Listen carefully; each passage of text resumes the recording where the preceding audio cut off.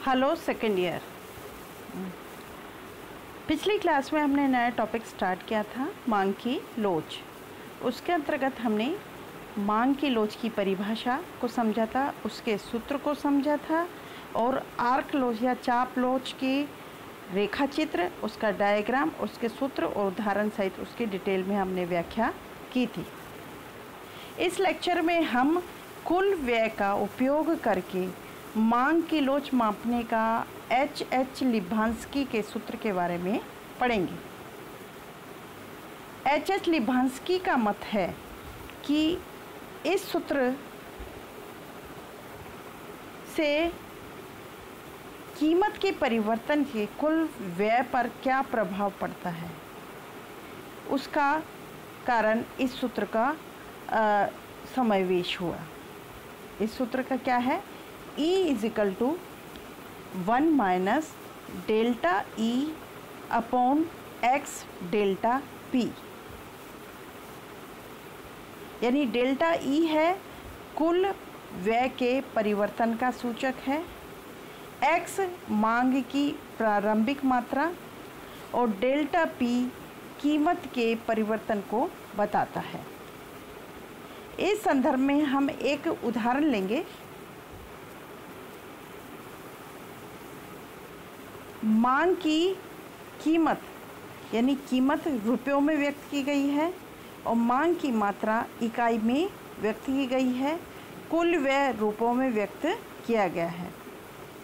पहले कॉलम में प्रारंभ में कीमत 5 रुपये होती है और मात्रा 8 इकाई होती है, यानी कुल व्यय हो गया 5 गुना 8 यानी 40 रुपये।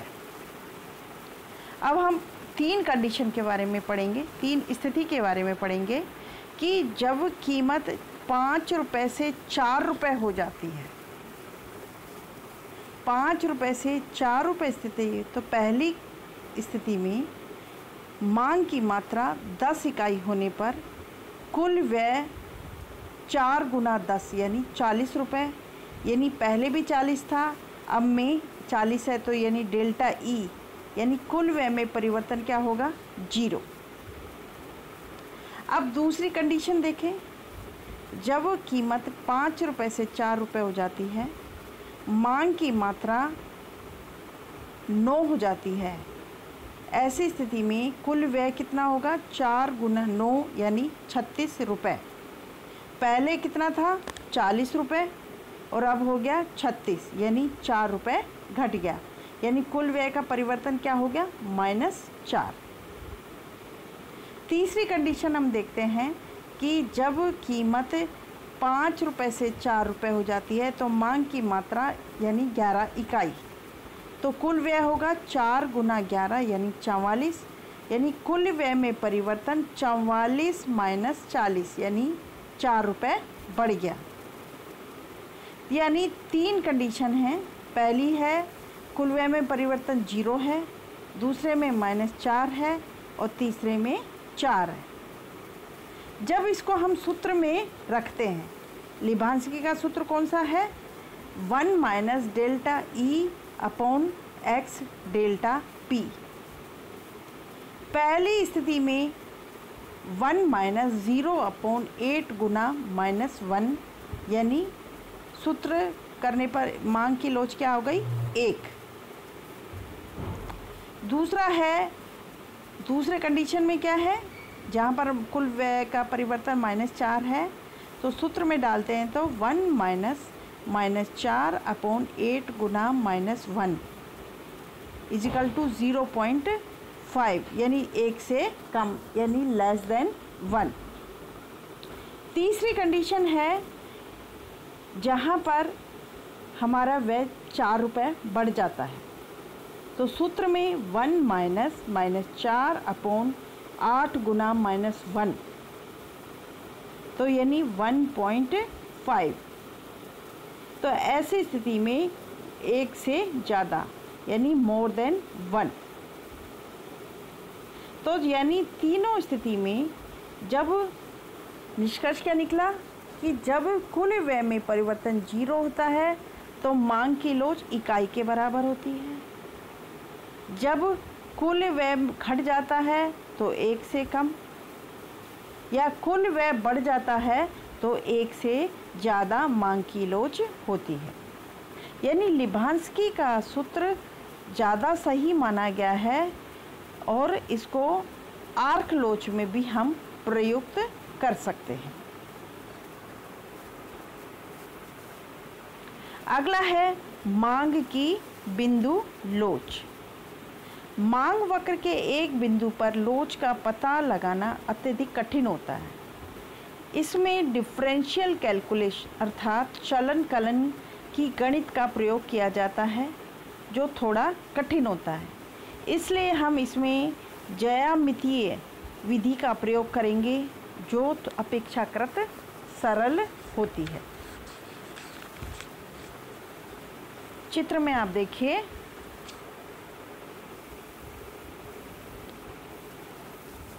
OX पे हमने मात्रा ली है, OY पे मैंने कीमत ली है और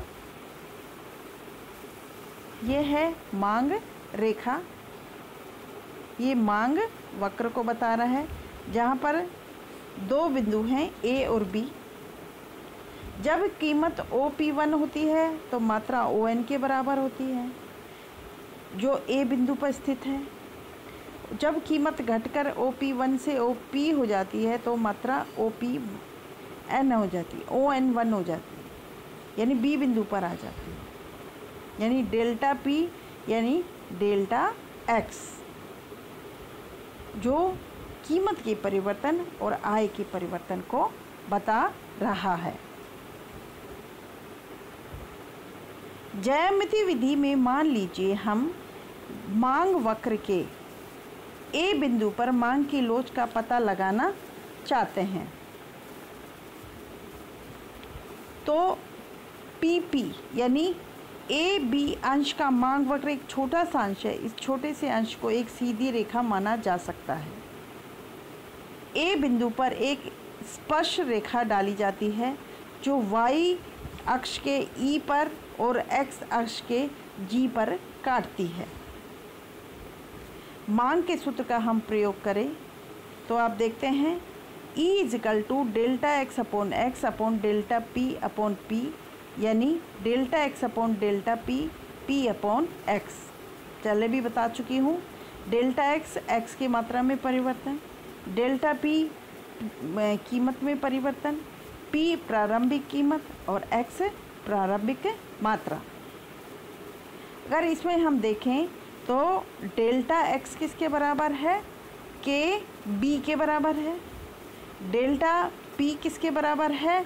K A के बराबर है। और उसके बाद प्रारंभिक कीमत N है, N A और प्रारंभिक मात्रा ON जो कि NG और NA के बराबर है।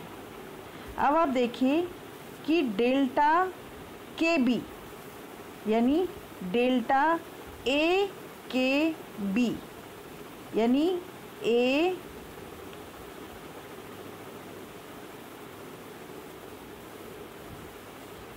अब देखिए ये एक छोटा सा त्रिभुज है, वो डेल्टा ANG यानी ANG ये जो डेल्टा बन रहा है, ये त्रिभुज बन रहा है, ये इन दोनों के बराबर है। ऐसी स्थिति में ये त्रिभुज होने से KB upon AK = NG upon NA होगा। यानी मांग की लोच क्या होगी? NG upon NA, NG upon NA। यानी आप देखिए NG क्या है? NG upon NA। ठीक है, तो इसी प्रकार दूसरा अगर सूत्र की बात करें, दूसरा क्या होगा? लेकिन ON P और A और डेल्टा यानी त्रिभुज EPA दोनों के त्रिभुज समान होने से अंत में जो सूत्र निकल के आएगा वो किस प्रकार का होगा? आप देखिए, यानी A बिंदु पर माप होगा AG अपॉन EA, या फिर बात करें NG/ON, या फिर हम बात करें तो POP1/EP1। किसी भी सूत्र के द्वारा हम मापेंगे तो हम मांग की लोच माप सकते हैं, उसमें कोई अंतर नहीं आएगा। इसी प्रकार दूसरा जो डायग्राम है ये बताता है कि मांग की लोच भिन्न भिन्न बिंदुओं पर मांग की लोच भिन्न भिन्न होती है। जैसे कि इस चित्र में देखिए, ON पे मात्रा है और OM पे कीमत है। यहाँ पर एक मांग वक्र है, P बिंदु और Q बिंदु है। P बिंदु को स्पर्श करते एक स्पर्श रेखा हमने खींची जो दोनों अक्ष को टच कर रही है, MN, और Q बिंदु को टच करते हुए एक स्पर्श रेखा खींची है, वो है आगे RS।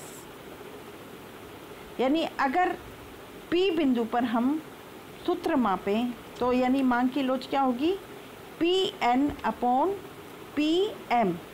PN यानी नीचे वाला हिस्सा, ये नीचे वाला हिस्सा और ये ऊपर वाला हिस्सा।